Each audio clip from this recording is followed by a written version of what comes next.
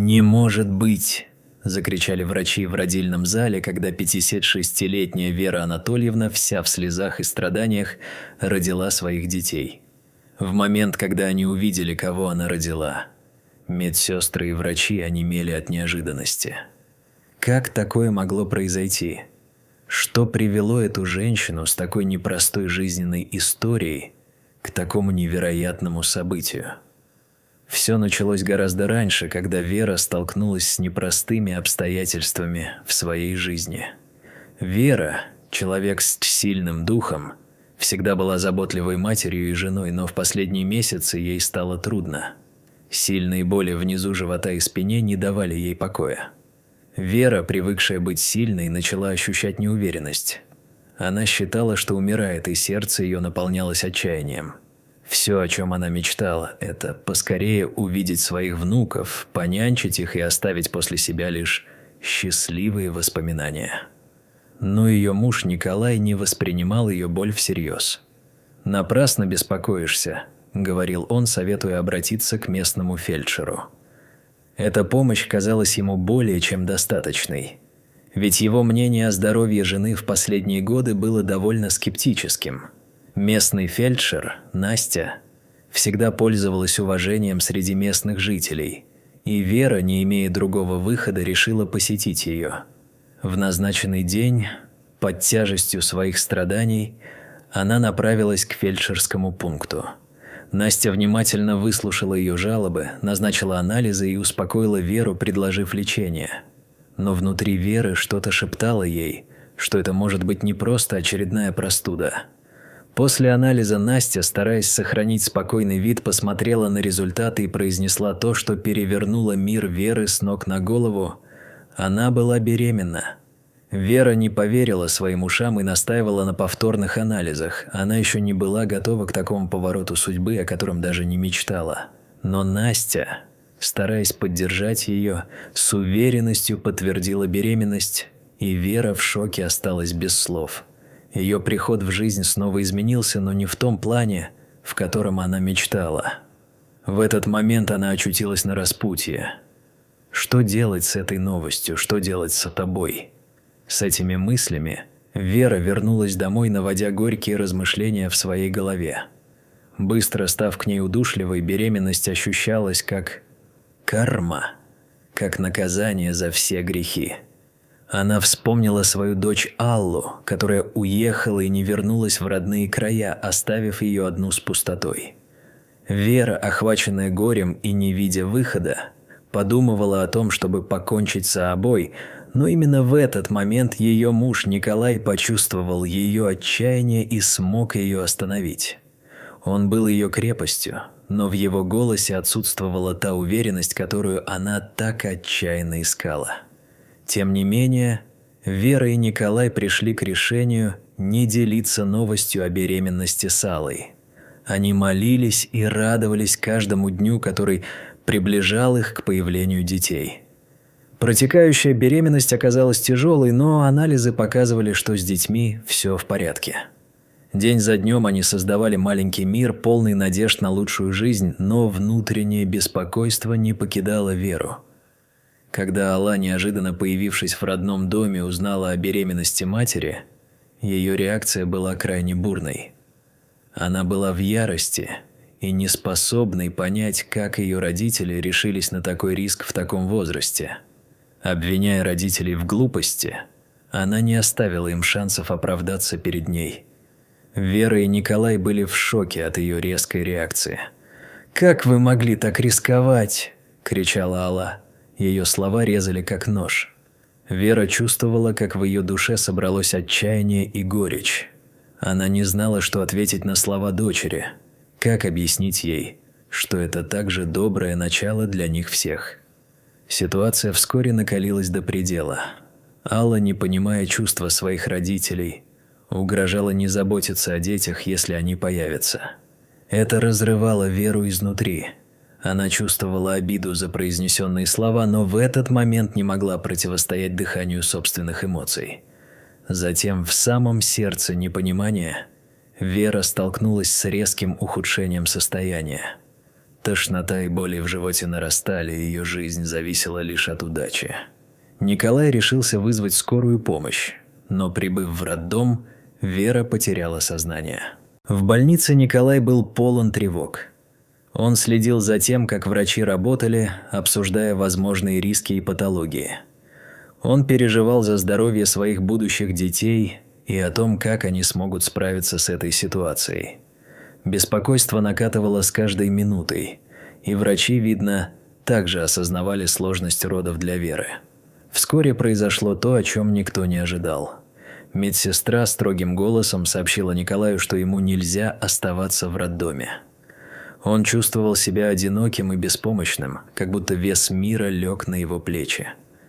При этом Алла относительно состояния материнского здоровья оставалась равнодушной. Ее тяга к правде вызывала у Николая возмущение. Как она могла так равнодушно реагировать на бедственное положение матери? Он осознавал, что Вера была его опорой, та, кто всегда поддерживала его во всем, а теперь он чувствовал полное одиночество и безысходность. В роддоме врачи боролись за жизнь Веры и детей, но их усилия были в недостаточной мере. Они пришли к грустному выводу, что Вера не должна была рисковать беременностью. И в конечном итоге женщина умирает, не выдержав нагрузки. Смерть Веры заставила Николая столкнуться с реальностью. Патологии, с которыми родились дети, требовали особого внимания и помощи. Он не мог принять, что его любимая ушла, но и осуждать Аллу за отсутствие сочувствия было неразумно. Но в то же время Алла не могла понять горя, которое охватило ее отца. Она не чувствовала вины за смерть матери, уверенная в правильности своих решений, в то время как Николай оставался наедине с горечью, осознавая, что теперь ему нужно было не только справляться с собственными чувствами, но и заботиться о своих детях. Во время похорон Веры Алла попросила отца организовать все, что нужно, но от ее слов исходила тень злобы, которая разъедала Николая. Он не понимал, что ее слова были пустыми, как пустое место около гроба. Когда соседи помогали ему в организации, он осознал, что вокруг него все уходит в небытие, и он не смог даже приоткрыть глаза, чтобы понять, как все изменилось. Алла же обратилась к своей соседке Ларисе, которая предложила беспристрастное решение – отказаться от детей. Лариса, рассуждая, считала, что для детей лучше оказаться в детдоме. Подобная мысль шокировала Аллу, но она находила в этом некое внутреннее утешение. Она надеялась на лучшее будущее для детей, предвкушая, что их возьмет бездетная пара, мечтающая стать родителями. Тем временем похороны Веры прошли без участия ее близких. Николай не пришел на кладбище, а Алла, словно предав свою мать, даже не подошла к гробу. С осознанием того, что произошло, Настя, фельдшер, большую часть времени винила себя в смерти Веры и не могла простить себе, что не удалось разубедить ее в ненужности рисков и страхах. Глубоко в душе она любила Веру и была готова исполнить обещание, которое дала себе – вырастить детей Веры. Мысль о том, что может помочь, перенесла ее в состояние энергии. Она решила немедленно приступить к осуществлению своих планов. Вскоре Настя узнала, что Алла отказалась от детей и приняла решение встретиться с заведующей роддома Татьяной Сергеевной. С первой встречи Настя поняла, что это будет трудно. Татьяна Сергеевна отказала Насте в удочерении детей, несмотря на ее призывы и старания. У нее не было действенных аргументов, и Настя, осознавая, что не может изменить ситуацию просто так, выходила из кабинета с тяжестью на душе. Она ждала, когда детей передадут в детдом. Но вскоре Настя услышала от директора детдома, что у детей уже появилась приемная семья. Она была в шоке и отчаянии, почувствовав, что все ее усилия были тщетны. В момент, когда все казалось безнадежным, Настя встретила будущих приемных родителей девочек. Она рассказала свою историю, и они, уважая ее искренность, предложили ей работу няни. Это предложение стало ее единственным шансом. Людмила с надеждой и радостью согласилась взять это новое задание. Она выбрала путь, который позволил ей продолжать заботиться о детях Веры, в которых она увидела столько любви и надежды. Прошло 18 лет. Настя стала частью новой семьи, прошла через дорогостоящее лечение и операции вместе с девочками. Вместе они создали крепкие узы любви, и дети называли Настю мамой. Учитывая свой долг, Настя с особой нежностью относилась к девочкам, гордясь тем, что исполнила обещание, которое дала своей другу. Вера стала для нее частью ее жизни, и она всегда вспоминала о ней с теплотой и любовью. Каждая операция и лечение были сложными, но настойчивость и желание заботиться о девочках приободряли Настю. С годами Настя поняла, что жизнь образовывает неожиданные пути, и ей посчастливилось стать настоящей мамой для девочек. Они росли, и каждый день она наблюдала, как они превращались в прекрасных, самостоятельных молодых женщин. Они вместе проводили праздники, создавали совместные традиции, которые связывали их так же крепко, как настоящая семья. Настя преодолевала все трудности, навеянные девочками, находила радость в каждом моменте, проведенном с ними. Она всегда помнила о своих обещаниях и еще больше загорелась желанием помочь девочкам увидеть себя в будущем.